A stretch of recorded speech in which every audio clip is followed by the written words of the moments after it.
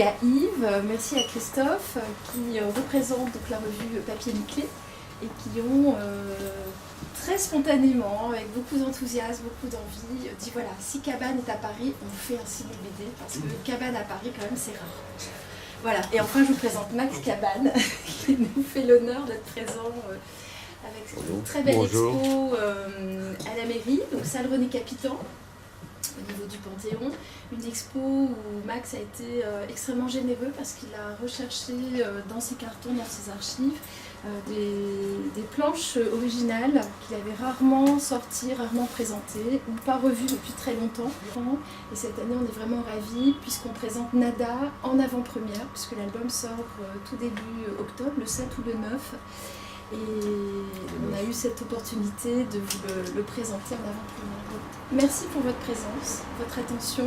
Merci d'accueillir Max, merci d'accueillir l'équipe de Papier Nickelé. Merci Hervé.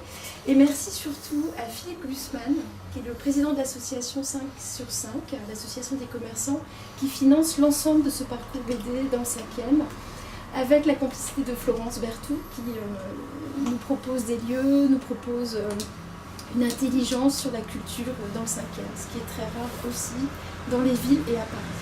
Merci à vous. Bien, alors, bienvenue à tous. Peut-être un petit mot sur la revue Papier Nickelé. Yves, le rédacteur, le fondateur de cette revue.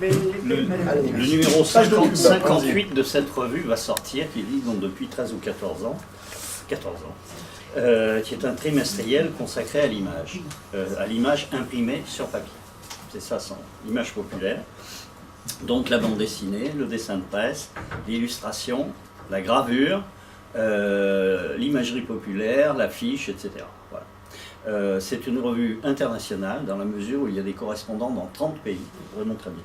Ça c'est le dernier numéro paru, avec une couverture qui représente des timbres que, à mon avis, aucun grand philatéliste ne connaît. Donc nous avons des scoops comme ça, parce qu'on a des spécialistes très pointus. Voilà. C'est une petite revue très sympa qui passe du patrimoine le plus ancien à la modernité la plus contemporaine. Voilà. Et vous allez pouvoir en gagner, puisqu'en fait, il y aura un petit jeu tout à l'heure. Donc, je vais vous expliquer comment se passe notre rencontre. Vous allez pouvoir en acheter aussi. Acheter aussi, c'est important. Pour soutenir, parce qu'on a besoin. S'abonner. Donc, la petite présentation va être rythmée par un PowerPoint. Il va y avoir des extraits de films pour découvrir l'univers de Max Cabane, qui est un univers qui ne se limite pas au polar, qui est un univers qui va aller dans l'enfance, dans le monde fantastique. Et avec Max, on a échangé par email sur son rapport et son goût pour le cinéma. Donc vous aurez par moment des petits entractes ciné-BD. Donc là, je poserai une question. Et le premier qui va lever la main en donnant la bonne réponse gagnera un exemplaire du dernier numéro. Non, voilà. Pas du dernier, un exemplaire. Un exemplaire, voilà, au hasard. Le dernier, vous pouvez l'acheter. Voilà. Non, j'ai apporté des anciens numéros, donc voilà. Donc nous avons Jean-Claude Mézières qui nous fait l'amitié de revenir. Avec Jean-Claude, on a ouvert le premier ciné-BD au mois de juin. Donc vous trouverez dans le dernier numéro de Papier Nickelé un article sur le rapport que Jean-Claude a avec 2001 de Kubrick, par exemple. Voilà. Donc, je vous propose de vous asseoir, messieurs. On va commencer notre petite présentation. Alors, n'hésitez pas, s'il y a des questions à poser, on peut les poser pendant la présentation pour que ça soit interactif. Faites-vous plaisir. Voilà. Donc, Max Cabane, effectivement, 1990, concentration à Angoulême. Donc, on va commencer cette présentation par quelque chose que j'ai trouvé sur Internet, qui est une présentation que le festival a fait sur l'œuvre de Max, plutôt en dessin. Après, je vous passerai un extrait d'un petit documentaire qui fait... alors, le documentaire fait 8 minutes 30, c'est un documentaire de Denis Blois qui s'appelle Le bric-à-brac de Max Cabane, qui n'a pas été vu par beaucoup de monde, il n'est pas sur Internet. On va regarder 5 minutes, voilà, où Max nous parle un peu de ses influences, et après, avec Yves, on lui posera quelques questions, et puis vous pourrez aussi vous lancer sur ce que ça évoque pour vous, parce qu'on va voir que Max aime beaucoup l'illustration, et il fait référence à des œuvres qui sont mondialement connues. Voilà, le premier petit film, donc spécial 40e, c'était fait par le Festival d'Angoulême à l'époque. Une espèce de simplification qui correspond à la période de l'enfance, je pense.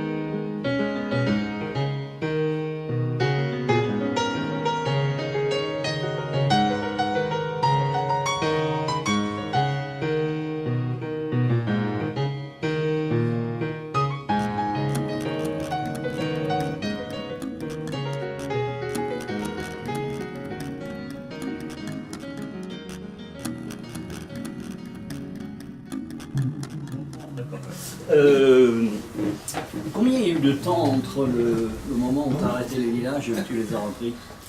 Une vingtaine d'années à peu près. Ah oui, quand même. Ouais, ouais. Vous voulez pas vous mettre debout? Ah oui, c'est vrai. J'allais le dire. C'est mal préparé cette. Il s'est passé au moins une vingtaine d'années. Ah ouais. Mais pendant lesquels t'as rien fait, t'as pas pris de notes, t'as pas imaginé des suites, Si. Ah oui. J'ai d'ailleurs à l'heure actuelle pas mal de matière Ouais. pour pouvoir faire plusieurs albums. Ah oui, si tu veux le faire jusqu'à ta mort, il faut que tu. Voilà par exemple. que tu- Et même après. Faut déjà Bon, qu'il ait la après, date et de même fin. après, tes éditeurs trouveront bien des petits jeunes pour le reprendre et totalement saboter ton univers, comme on fait pour la plupart des grandes séries. Hein? Bon, je crois que je vais partir tout de suite. Alors comment tu... Oui.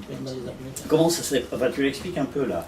Mais comment tu as réussi à raccorder stylistiquement? Parce qu'en 20 ans, tu as bougé quand même. Ouais. Graphiquement surtout. Ouais. Et en Bah, plus, oui. noir et blanc couleur aussi.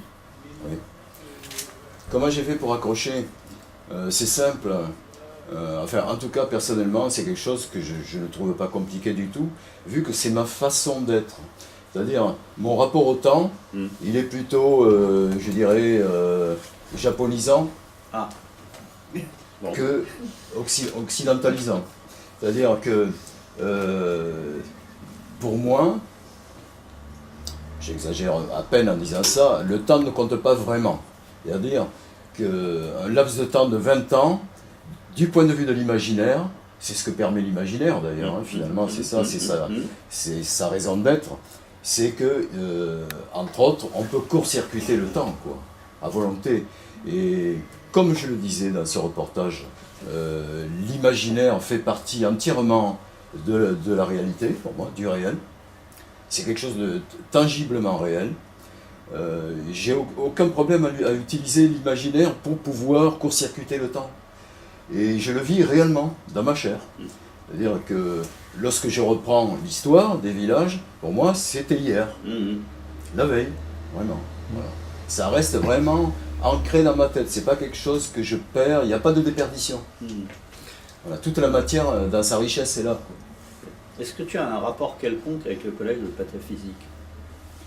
Oh, écoute, Parce moi, que ta définition du réel et de l'imaginaire, qui pour toi c'est la même chose, c'est la base même de la pataphysique, puisque les solutions imaginaires, c'est les mêmes. On étudie un personnage de fiction comme un personnage réel, et je pense que si tu disais ça devant eux, ils te diraient mais tu es des nôtres. oui, alors la pataphysique, je l'ai toujours entendu parler, Oui. et comme je le dis encore une fois dans ce reportage, je n'y suis jamais allé. Oui, Voilà. d'accord. Donc, si la pataphysique se définit de cette façon, oui, Oui, là, oui. je suis tout à fait d'accord, c'est tout à fait ça. Ouais, exactement. Et en même temps, je fais une petite réflexion là-dessus, une petite digression. L'astrophysicien anglais qui est mort récemment, Hawking. Stephen Hawking, voilà, dit dans son bouquin qui s'appelle, si je ne m'abuse, Une brève histoire du temps. Oui. Voilà. Dans ce bouquin, il parle de sa notion du temps et partant de la notion de plusieurs de ses confrères sur ce thème-là. Et lui, il dit finalement, nous, scientifiques, nous sommes en train de subodorer que finalement, la notion du temps est beaucoup plus proche de la notion qu'en ont les artistes que celle qu'en ont les scientifiques, jusqu'à présent en tout cas. Quoi, voilà. Donc, lui, il imageait ça de cette façon. Le temps serait comme une bande, à l'époque on parlait de bande magnétique, qui n'existe plus. Le temps, on pourrait le figurer comme une bande magnétique sans commencement, sans fin, sur laquelle nous, avec nos cerveaux, nous pourrions intervenir en différents points, quasiment en même temps. Voilà. Eh bien, voilà, ça, Oui, c'est ce que... je peux faire, je ne l'ai jamais, je ne me la suis jamais formulé de cette façon, mais je la prends en mon compte. Alors, oui, le premier jeu maintenant. Hein, on fait un petit entracte, toujours en lien un peu avec les villages. Voilà. Donc, dans le tome 5, Max se représente en personnage un petit peu démiurgique, en artiste. Alors, vous allez devoir deviner le titre de 2 films. Voilà, je vous montre des images, on ne dit pas plus. Cet acteur-là et cette actrice-là. Celui qui nous trouve les 2 films a gagné un exemplaire. Madame? Non, j'en ai la Dolce Vita. Ah, la Dolce Vita, mais il faut les 2. La deuxième, un dimanche particulier. Non, Non, c'est pas ça. Alors, À 8h30. mais si les gens J'ai sont compté donnés jusqu'à qui jouent, 8. on n'y arrive pas. Ouais, j'en ai On va donner à madame. Ouais, ouais. On va offre à donner madame. 16 pages à madame. T'as pas le droit de jouer quand même. Et si On pas, t'a j'aime déjà aussi. donné des petites clés. Allez madame, ok. Donc peut-être juste Max, un petit mot pour parler de ton amour de Fellini, rapidement. Quand il n'y a rien, vous mettez vraiment là. Bah, de Fellini, pourquoi Fellini? Donc ton film préféré, je crois, c'est la Dolce Vita. Oui. La Dolce Vita, pour moi, ça... Comment dire, c'était... enfin, je me représentais ce film comme la quintessence du cinéma italien de ces années-là. C'est-à-dire, il y avait tout ce que j'aimais dans une œuvre, c'est-à-dire le fait d'être embarqué, et le mot dit tout, finalement. C'est-à-dire que même si on essaie de résister, eh ben, c'est incontournable, c'est irrésistible, quoi. On est dedans, on est dans chaque moment du film, dans chaque seconde, on est dans chaque regard d'acteur et d'actrice, dans chaque geste, dans la musique, enfin, vous savez ce qu'on appelle finalement maintenant, d'une manière moderne, avoir des tunnels, quoi. Bon. Ça, ce sont des films sans tunnel. Oui. Voilà. C'est-à-dire que on peut même regarder de nouveau les génériques avec autant de fascination Mais que le film dans son ensemble. Comment? C'est immortel. En fait. Ah oui, voilà. Donc, alors, dedans, il y a... ce sont des œuvres totales, c'est-à-dire, il y a la philosophie de la vie, il y a l'interaction entre les êtres, avec d'une finesse extrême, d'une profondeur très, très dense. Il y a la sensualité tout le temps présente, tout le temps. Alors là, ça déborde. Et, comment dire, à la limite, je dirais que c'est presque tout du subliminal, quoi, tout le temps. Voilà. L'image, alors ne parlons pas de la photo, de l'image qui est magnifique. Ah, il y a Le du noir et blanc, très beau noir et blanc. Le noir et blanc est Très exceptionnel. lumière, Effectivement, ouais. Voilà. Et donc, je dirais que finalement, alors que dans pas mal d'autres formes artistiques, formes d'expression, personnellement, j'ai du mal à, par exemple, à pleurer d'une manière enfantine, je dirais, quoi, sur ce que je vois, sur ce que je ressens. Dans la bande dessinée, ça m'est pratiquement jamais arrivé, peut-être une fois, avec Jean-Claude Forest. Une fois, un passage, c'est tout. Mais même lorsque je trouve qu'une bande dessinée est excellente et géniale, jamais je vais être au bord des larmes, jamais, ça ne m'arrive jamais. Et bien, au cinéma, là, la Dolce Vita, je chiale, quoi. Il n'y a rien à faire. Alors, tu as évoqué, on a une planche originale hein, de cet ouvrage, qui est Oui. peut-être, Tirala. je crois que c'est un de tes livres préférés, Yves, peut-être dire 2 mots sur le travail avec Forest, sur... Ah bah, c'est à lui qui Voilà. va le dire. Oui, Roy Forest, quand même. C'était pas n'importe qui, Forest. Alors, ouais, non, c'était pas n'importe qui. Et il avait un petit côté un peu comme Jean-Claude Mézières, pour ceux qui ne connaissent pas ça. C'est-à-dire qu'il pouvait être, alors c'était quelqu'un d'une extrême pertinence aussi. Moi, j'ai fait vraiment le parallèle, quoi. Qui mâchait pas ses mots. Il pouvait être frontal. et toujours à juste titre, par contre. Et il fallait se démerder avec ça, quoi. Et il y avait un côté compagnonnage, quoi. C'est-à-dire la réalité était dure à entendre parfois, quoi, avec ces mecs-là, quoi.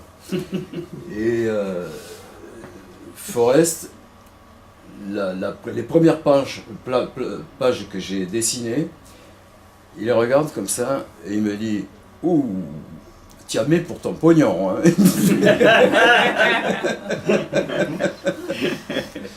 Voilà, quoi, ça voulait tout dire. Ouais.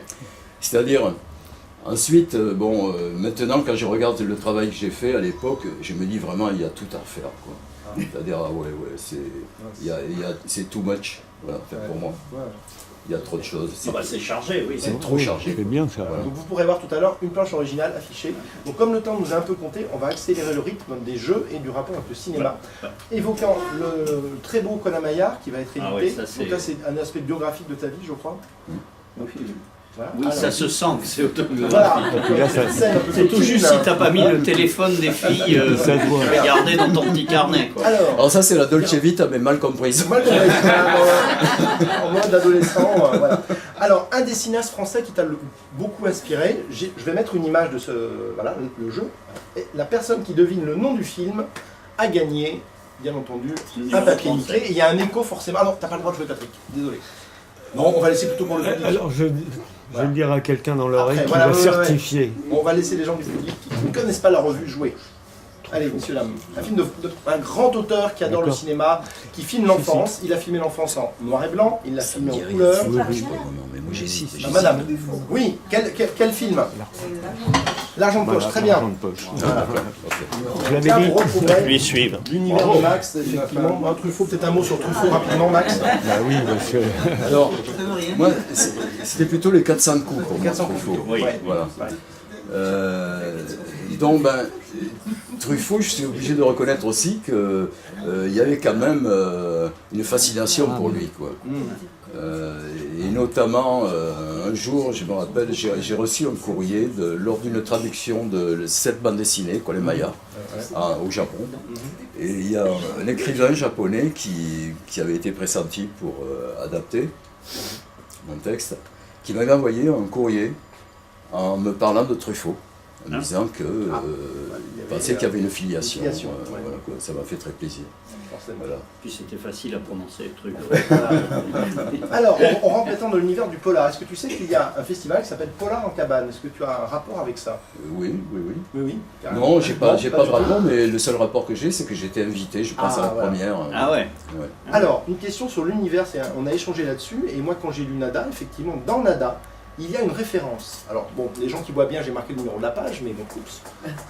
Donc dans Nada, il y a une référence à un film, et tu t'es vraiment inspiré de l'univers de ce film. Alors vous avez quelques screenshots du film, c'est un film donc en noir et blanc, c'est un film policier, d'un auteur qui a sorti un film qui s'appelle Livre d'images dernièrement. Allez.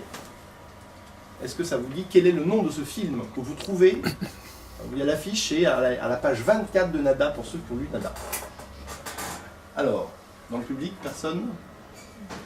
Alors, Et l'auteur en important question- d'acheter l'album au libraire. Hein. Oui, il faut toujours acheter l'album, vous auriez dû l'acheter avant, comme ça vous auriez gagné. Il est pas sorti. Tu sais que les albums ont été livrés hier soir. Hier soir, mince. On les Regardez, page 24. Les gens de l'équipe ne jouent pas. Donc, le tricheur. Donc, allez, ça commence par un J, son nom. Et il a fait quelque chose, une œuvre sur l'histoire du cinéma. Il a travaillé avec Jean-Paul Belmondo. Il a travaillé avec Anna Karina. Oui, et c'est quel film de Jean-Luc Godard? Allez, alors vous levez le doigt s'il vous plaît. Et Godard, Avec c'est justement. avec un G, hein, c'est pas avec Oui, un J. oui, avec Eddie Constantine. Eddie Constantine qui joue Lenny Cochon. Made in USA. Non. Non. Alors qui a dit? Oui, parce qu'il faut lever le doigt. Ouais. Sinon, alors monsieur, on va dire que c'est C'est monsieur. monsieur Bon, Jean-Claude Magnifique. connaît déjà la revue. Ah, Mais voilà, si Je sais mes droits. Oui, tu sais tes droits. Tu les as tous déjà. Oui, Voilà, déjà. donc levez le doigt s'il vous plaît. Alphaville, deux mots peut-être. Max, pourquoi avoir mis une vignette de Alphaville dans Nada? Parce que ça fait partie aussi de mes films cultes. C'est-à-dire d'abord, l'image, le noir et blanc est magnifique, il est vraiment époustouflant. Alors là, c'est vraiment un exercice de style du noir et blanc. Il il y a eu beaucoup de grands artistes du noir et blanc, au cinéma, en Ouais. photo, tout ça, il y en a beaucoup. Mais là, particulièrement, on a l'impression que c'est la quintessence de l'art du noir et blanc dans Alphaville. Et en plus, il y a le côté, entre guillemets, moi je le dis là avec beaucoup d'affection, cinglé, quoi. C'est complètement cinglé. On comprend presque rien, et pourtant, on ne peut pas se décoller de l'histoire et de l'image. Et on a l'impression, un petit peu comme si on était face à des êtres d'une autre planète, alors qu'il s'agit de nous, quoi, finalement, hein, de la planète. C'est bien la planète Terre, quand même, qui est représentée. Et on imagine qu'on est dans une autre constellation, avec des gens qui nous ressemblent, et en même temps, bien qu'ils parlent notre langage, on ne peut pas les comprendre.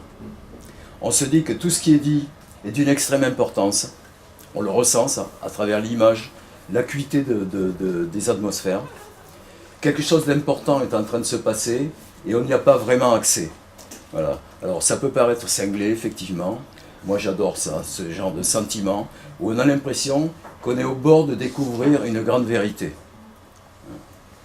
Voilà, on va rentrer dans l'univers du polar rapidement avec Bella Gamba. Alors Bella Gamba, c'est quelqu'un ça a été fait avec quelqu'un qui s'appelle effectivement Klotz. Alors est-ce que, tu l'as rencontré, on en dira quelques mots, est-ce que Klotz, c'est un pseudonyme pour le nom d'un grand auteur, et donc cet écrivain, a travaillé avec un grand réalisateur français. Il a fait un film avec Johnny Hallyday et Jean Rochefort. Est-ce que vous avez le nom du film? Ah, oula. Les chiottes étaient fermées de l'intérieur. Ah, ça monte en difficulté. Ah, ça monte en difficulté là. Monsieur, Monsieur, le compte? oui, ça serait quel film? Parce que ce compte, c'est pas mal déjà. L'homme du train. Voilà. Et l'auteur, c'est Patrick Covin. Voilà. Je regagne un papier nickelé. Allez, on va Oh oui, allez. On Donc, peut-être, on n'est Max, pas chiche. dire deux mots. Faites-le suivre. Dire deux mots de ta collaboration avec Patrick Covin sur Bella Gamba et sur. Eh bien, Covin, c'est une rencontre tout à fait inopinée. C'était au cours du Festival du Livre de Montpellier, la Comédie du Livre, très exactement, dont je ne sais plus exactement l'année. Ça devait être 2 ou 3 ans après la sortie de Colin Maillard, dont 91-92. Voilà, 91-92, c'est là. Et Patrick Covin était en train de dédicacer juste à côté de moi. Donc, comme c'était quelqu'un d'extrêmement charmant et sympathique et très à l'empathie avec les gens, on a sympathisé tout de suite. On s'est marré, il aimait beaucoup rire, il avait beaucoup d'humour. Et on s'est marré, et puis là, il m'a dit comme ça dans la conversation qu'il avait apprécié la lecture de Colin Maillard. Et donc du coup, comme j'étais gonflé parce que j'étais jeune, je lui propose de collaborer. Et maintenant, avec le recul, je me dis vraiment, j'aurais jamais dû faire ça. Quoi. Comment j'ai pu faire ça comme ça, de cette façon, quoi. Et lui, il a l'air un petit peu surpris, mais en même temps, avec sa gentillesse, j'ai l'impression qu'il ne voulait pas non plus me dire non. Alors donc, on a convenu d'un rendez-vous, de se revoir sur Paris. Et là, il m'a proposé de faire un polar. Voilà. C'est comme ça qu'on a fait Bella Gamba. Et on est dans un univers très très fantastique, très très onirique. Ouais. Et il n'y a que 2 tomes. Il a écrit Et une avec- fantastique, hein, voilà. de toute façon. Alors justement, on va refaire La 2 petites science-fiction. questions. Je vais accélérer le rythme pour qu'on puisse avoir le temps de la dédicace et de la rencontre. À savoir, dans Bella Gamba, notamment le tome 2, où il y a des mystérieux personnages qui viennent être comme des saisonniers pour des vendanges. Il y a des références très claires à un film. Tu t'amuses à faire un hommage. Alors, est-ce que vous connaissez ce film? Un film où vous avez des personnages. Madame? La nuit des morts. Oui, de quel auteur? De Roméo. De Romero. Voilà. Eh ben, très Une bien. autre référence. Encore un. Vendu. Hein, deuxième film cité par Max. Alors, Excusez-moi.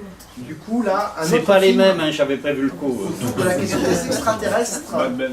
Alors, Marcel. est-ce que vous voyez hein, Monsieur a gagné Mars Attack, monsieur là. C'est qui, monsieur là? Alors justement, Ah bah ça fait rien. la liberté de faire ses références à ses Il films. vous, ou c'est, il vous manque plus que Covin qui les 54 a- numéros. Alors, c'est toi qui as eu la liberté de faire ses références à ses films ou c'est Covin qui te les a indiqués? Comment c'est venu? Non, ça c'est. J'ai pris la liberté de choisir ça. Voilà. Quelques passages de ce film, parce que probablement qu'à l'époque, je ne me rappelle pas exactement, mais je devais venir de le visionner, de le voir, et que c'est pareil, il y avait une espèce de folie dedans, complètement dingue, enfin, qui rappelait vraiment l'univers fou de la bande dessinée. Quoi. Voilà. Tout à fait. Alors, Max a fait un album aussi, qu'on évoquera rapidement. Cet album est un jeu de mots sur un film très connu, dont vous avez une image vraiment iconique. Quel est ce film?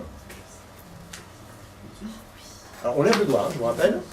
Alors, monsieur, vous avez déjà gagné 2, donc c'est quelqu'un d'autre, c'est mieux, mademoiselle. Je suis pas sûre. Allez-y, mais c'est pas grave. Du troisième titre. Bravo, mademoiselle a gagné un papier nickelé. Et l'album de Max s'appelle? Comment s'appelle l'album de Max? Alors, Max, 2 mots sur cette... C'est ma fille. Ah bah allez pas le dire. C'est bien parce que tes enfants lisent tes bandes dessinées, c'est bien parce qu'il y a plein de jeunes qui ne lisent pas aujourd'hui, donc on est rassurés quand même. Je compte bien sur 3 abonnements après. Et sur plusieurs générations. Alors rapidement, pourquoi c'est pas vraiment une parodie? C'est pourquoi cet album un peu bizarre dont Pourquoi ce n'est pas vraiment une parodie? Oui, enfin c'est très bizarre cet album. Moi je l'ai lu, je Oui. trouve ça étonnant. Alors, Voilà. cet album, il vient pas tellement du film, Ouais. il vient plutôt d'un fait que j'ai vécu à l'époque, il vient directement de la plus pure réalité. Il y avait c'était dans le cœur de Paris, pas loin d'ici, je sais plus exactement où c'était, je sais pas si c'était pas vers la rue Madame ou rue Monsieur le Prince, peut-être plutôt par là. Il y avait un pot qui était donné par les éditions Casterman. C'était rue Madame. Oui, madame. Non, mais ça c'était la rédaction. Oui. Madame. Ah. C'était pas la rédaction. C'était pas dans le... C'était dans un lieu d'expo, enfin, même. Et enfin, dans cette zone-là. Et là, avec une coupe de champagne à la main, tout d'un coup, je vois arriver un gars, à peu près de ma taille, c'est-à-dire pas très grand, mais 2 fois large comme moi, avec des poils qui débordaient de partout, et qui vient avec son verre, qui le trinque comme ça, d'autorité, comme ça, et puis qui me dit avec un fort accent d'Albi, il me dit « Je m'appelle Vergnin, je suis chasseur de trésors. » C'est quand même, on fait des rencontres plus simples que ça. Voilà, Hein. oui, Et le gars me dit je suis pote avec le Tché, le raid sur Antébé, j'y étais.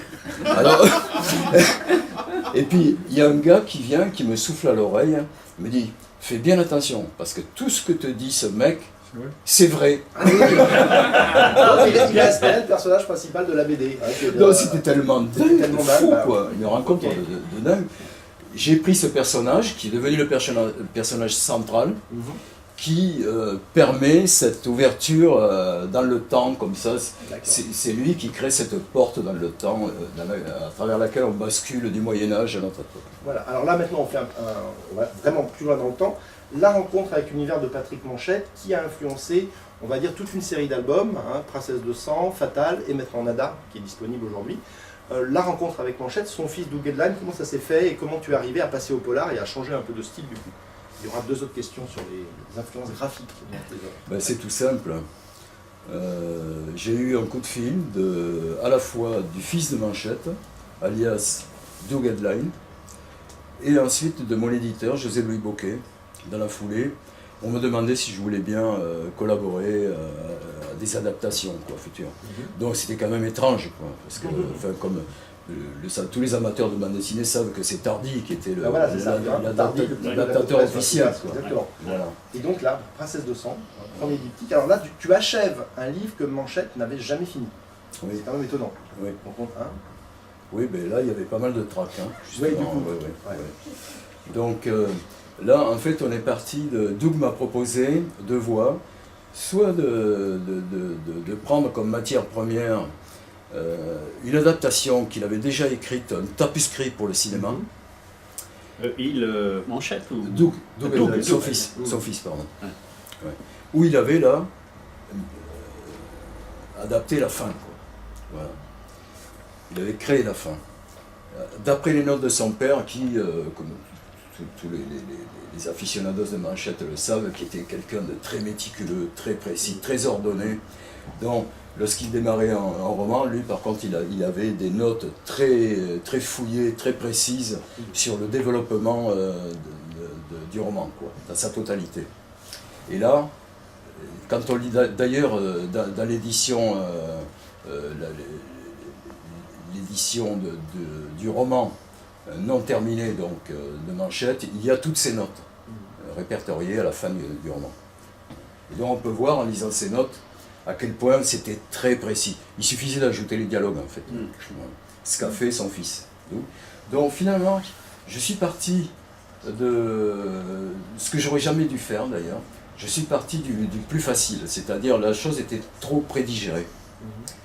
Et l'apport du dessinateur là-dedans, il se rétrécit énormément, quoi. Voilà. Donc en fait, j'aurais dû plutôt travailler entre les deux, quoi. Voilà. Basculer, passer de l'un à l'autre, du roman à l'adaptation au cinéma. Et parce que je me suis senti un petit peu en fait engoncé. Donc c'était un coup d'essai. Ensuite, on a repris ça lors de la version comment on appelle ça? Intégrale. Oui, c'est ça. Ah oui, ça a été remixé. Il y a eu une... Voilà, on a remixé, on a rajouté, retranché quelques hors-textes, quelques dialogues. Et notamment, j'ai fait pas mal de repentir dans le dessin. D'accord, ça c'est intéressant, je ne savais pas du tout, moi j'ai lu les deux comme ça. Alors après, l'histoire continue avec Fatal, et là, dans ces histoires très très sombres, on a effectivement, même dans Nada, ton amour pour les actrices. Alors là, on va commencer sur comment Max nous met des belles actrices de cinéma dans ses BD.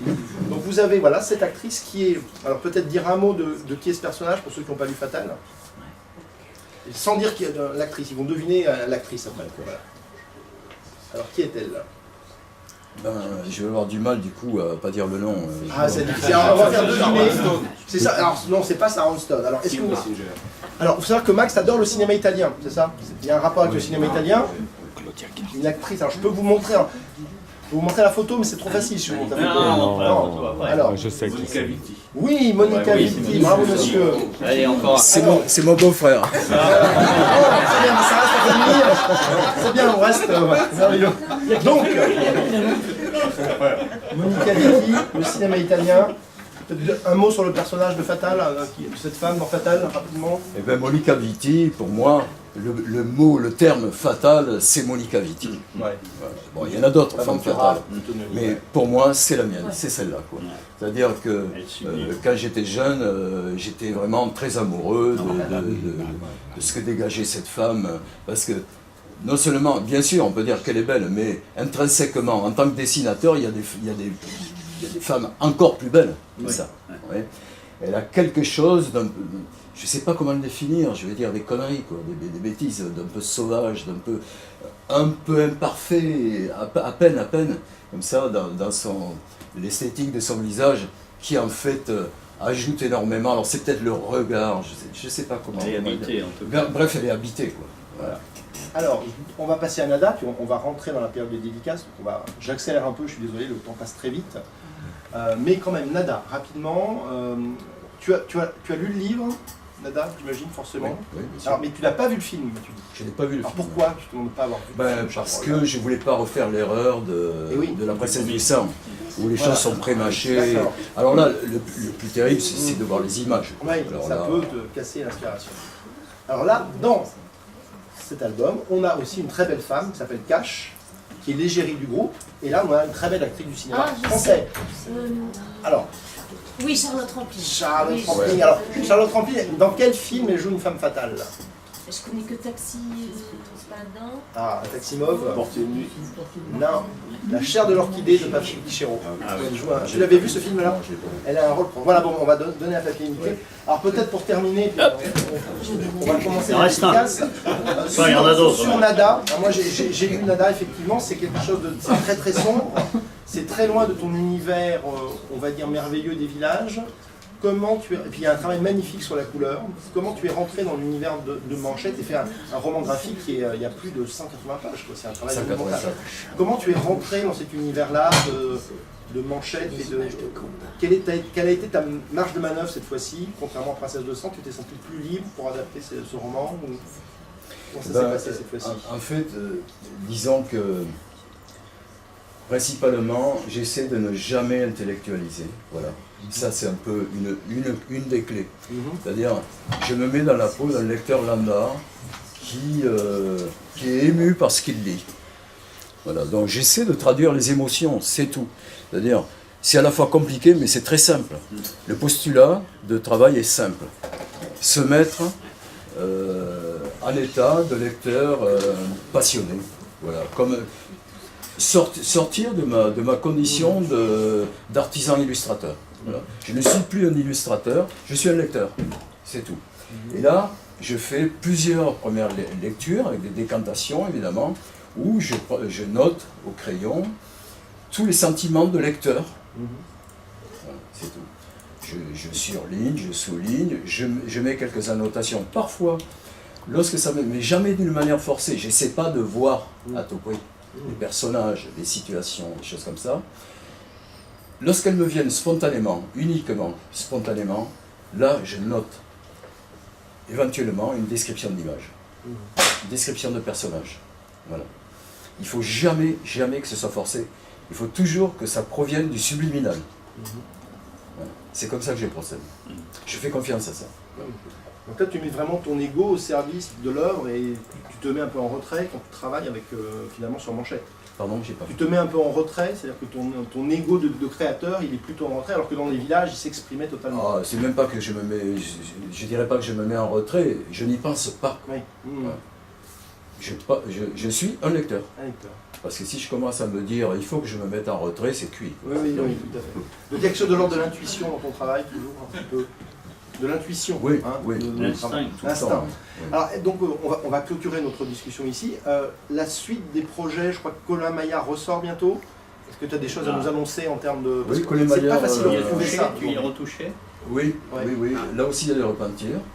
Ouais. Oui, enfin, moins que dans La Princesse du Sang, mais quand même, pas mal aussi. Donc, ça va sortir en même temps que Nada. Et une intégrale des villages, alors ça va exister. Parce qu'il y a 7 tomes au village, je crois, c'est ça? Ouais, il y a eu une intégrale, pardon. Oui, il y a une intégrale des 4 premiers, mais après les 3 autres, pour les trouver, j'ai essayé de les lire, j'ai pas pu les trouver. Malheureusement, c'est Ouais. dommage. Oui, je sais. Oui.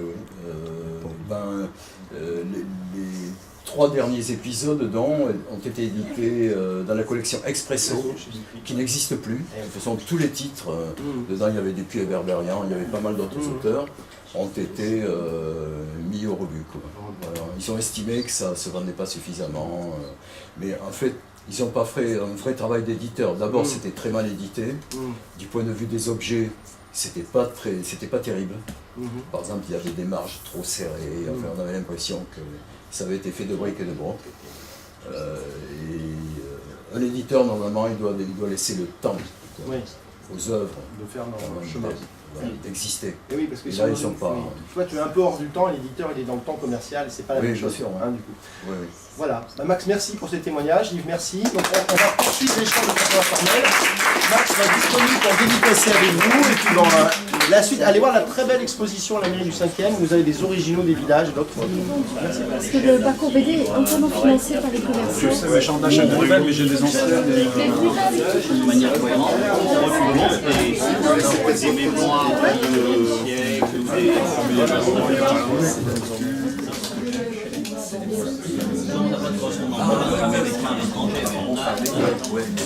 J'ai vu ça, c'est le réseau Macassa.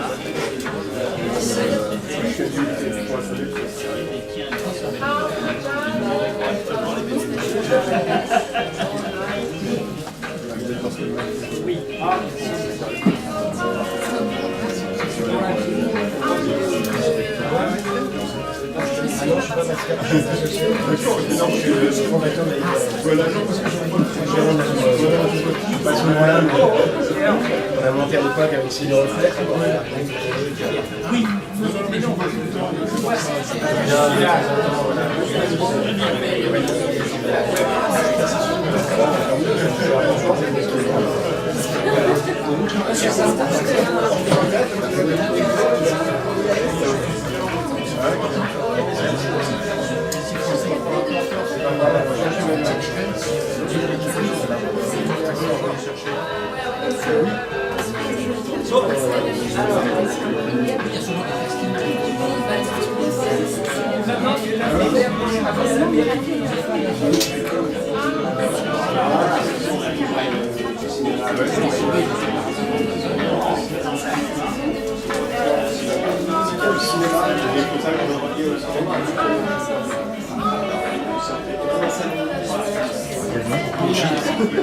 J'ai une nouvelle. Ouais, c'était marrant. Oui, non, elle est comme ça, mais